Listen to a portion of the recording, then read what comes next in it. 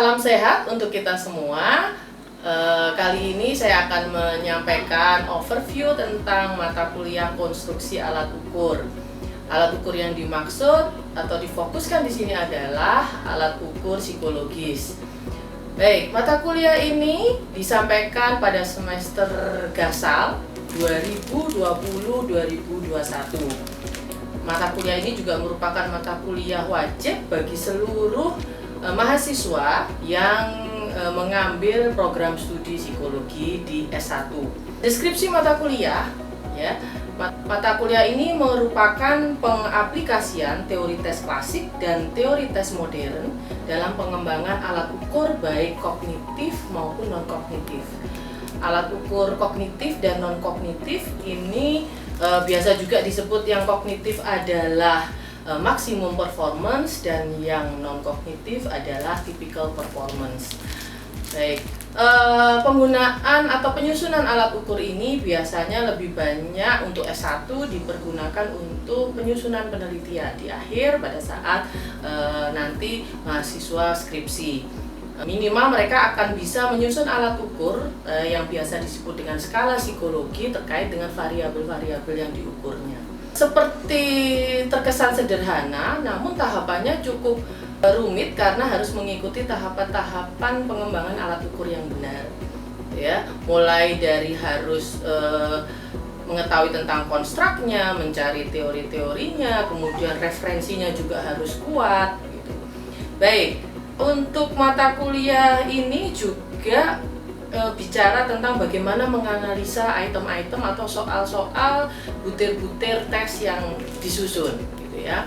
Baik tes kognitif maupun tes non-kognitif harus melalui proses-proses analisa, ya, yang untuk saat ini sudah bisa dilakukan dengan program komputer, gitu ya. Ada banyak program yang bisa membuat atau membantu mahasiswa untuk melakukan analisis terhadap item-itemnya, kemudian melakukan uji coba, gitu ya. Nah, ini yang menjadi tantangan di masa pandemik ini, gitu ya. Kalau dulu akan sangat mudah bagi mahasiswa untuk melakukan uji coba dengan mencari subjeknya, datang ke lokasinya, gitu ya, kemudian menyebarkan skala yang sudah disusun. Setelah terkumpul data kemudian dianalisa. Nah, di situasi pandemik ini mungkin caranya akan dibuat berbeda, gitu ya. Bagaimana skala ini bisa disampaikan secara online. Itu tantangan di mata kuliah ini dan khususnya di masa belajar dengan situasi pandemi. Baik, setelah tadi saya sampaikan ada uji coba, ada review butir, gitu ya. Kemudian melihat validitas dan reliabilitas dari alat ukur yang kita buat, gitu ya, yang dibuat oleh mahasiswa. Sebelum itu juga kaidah-kaidahnya dalam penulisan item betul-betul dilihat. Nah, berikutnya adalah bagaimana mahasiswa juga mengenal item respon teori atau teori tes modern atau biasa disebut dengan IRT, gitu ya. Kalau yang tadi biasanya kita masih menggunakan pengaplikasian teori tes klasik atau biasa disebut CTT, gitu ya. Kemudian akan diperkenalkan juga ke mahasiswa tentang IRT. Baik. Saya akan menyampaikan beberapa materi yang akan diberikan pada mata kuliah ini, ya. Untuk pertama kita akan mengenal dulu apa itu pengukuran, gitu ya. Mengapa kita harus membuat alat ukur, gitu ya. Kalau di tes kognitif akan sangat mudah menyusun alat ukur karena jelas. Mungkin bicara tentang salah dan benar, gitu ya. Soalnya itu jelas pengukurannya, gitu ya. Kita bisa contohnya adalah misalnya tes potensi akademik, ya. Akan ada soal, kemudian akan ada kunci jawaban, gitu ya. Mahasiswa diminta untuk membuat item-item yang itu item-item yang dimaksud adalah soal-soal, kemudian membuat multiple choice. Di situ akan menganalisa soal-soal mana yang sulit, item-item mana yang sulit, kemudian melihat juga distraktornya, pilihan-pilihannya, uji diskriminasi itemnya dan seterusnya. Nah, yang menjadi tantangan justru di mata kuliah ini adalah menyusun alat ukur atau skala psikologis yang berupa typical performance atau biasa disebut dengan non-kognitif, dan lebih familiar lagi contohnya adalah tes kepribadian gitu ya, tes inventory, kemudian ada skala sikap. Nah, ini sebenarnya akan digunakan nanti terus pada mahasiswa untuk mata kuliah skripsi, penulisan skripsi gitu ya. Baik. Nah, yang di awal sebelum UTS akan fokus membahas tentang materi dari penyusunan tes kognitif gitu ya.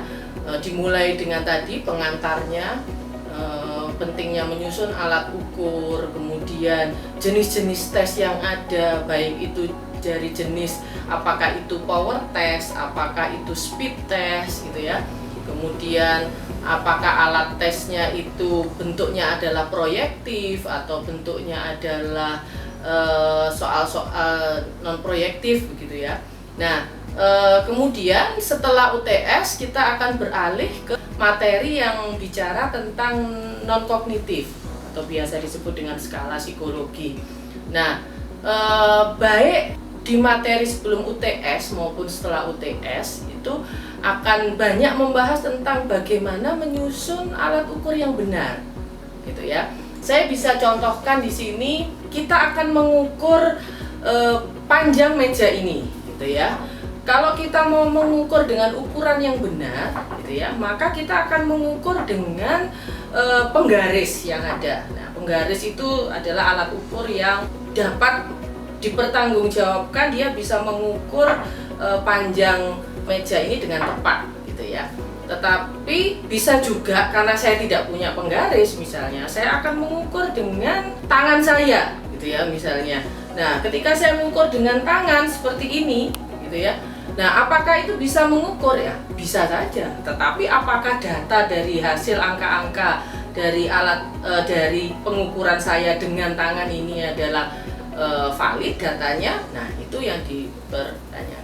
Nah, saya akan menjelaskan tentang mengapa mata kuliah ini, konstruksi alat ukur tes ini menjadi penting ya, terutama di Indonesia bagi mahasiswa psikologi, karena alat tes yang sudah ada, kita tahu alat tes psikologi sudah banyak beredar luas di internet gitu ya, sehingga sudah bocor di mana-mana, membutuhkan pengembangan, penyusunan atau modifikasi dan adaptasi terhadap tes yang sudah ada gitu ya, atau membuat tes baru. Karena kebocorannya tentu saja validitasnya, reliabilitasnya dan seterusnya terkait dengan syarat-syarat alat ukur itu betul-betul bisa mengukur apa yang sebenarnya diukur menjadi lemah. Harapannya sebenarnya mahasiswa setelah mengikuti mata kuliah ini selain bisa menyusun alat ukur ya berdasarkan kaidah-kaidah yang tepat untuk kepentingan skripsinya, nantinya mereka akan punya keinginan untuk mengembangkan alat tes ya. Alat tes ini secara sederhana sangat dibutuhkan dalam dunia kerja. Misalnya nanti untuk pengukuran kepuasan kerja karyawan, pengukuran kecemasan atlet dalam dunia psikologi olahraga, pengukuran terhadap prestasi siswa dalam dunia pendidikan gitu ya. Akan banyak manfaat dari penyusunan atau konstruksi alat ukur ini. Nah, bagi mahasiswa yang sangat berminat kemudian melanjutkan ini akan banyak melakukan uji coba atau akan banyak membaca referensi-referensi bahwa di luar itu sudah demikian banyak atau berkembang alat ukur baru. Nah, harapannya dengan mata kuliah ini akan muncul alat ukur baru yang ada di Indonesia, baik yang kognitif maupun non kognitif. Baik, demikian overview sekilas tentang mata kuliah konstruksi alat ukur, di mana sudah saya sampaikan bahwa materi 1 sampai 14 itu akan penuh dengan prosedur-prosedur penulisan atau penyusunan alat ukur. Semoga dalam perkuliahan selama 14 kali tatap muka itu kita bisa menyelenggarakan proses belajar mengajar dengan sangat baik, dan tentu saja harapannya ada saling hubungan timbal balik, kemudian ada komunikasi yang baik antara dosen dengan mahasiswa terkait dengan pertanyaan atau hal-hal yang mungkin sulit, dan mahasiswa membutuhkan diskusi dengan dosen. Selain dengan dosen, nanti akan ada tutor yang membantu saya. Selamat belajar, mari kita berproses bersama, semoga mendapatkan manfaat dari mata kuliah ini.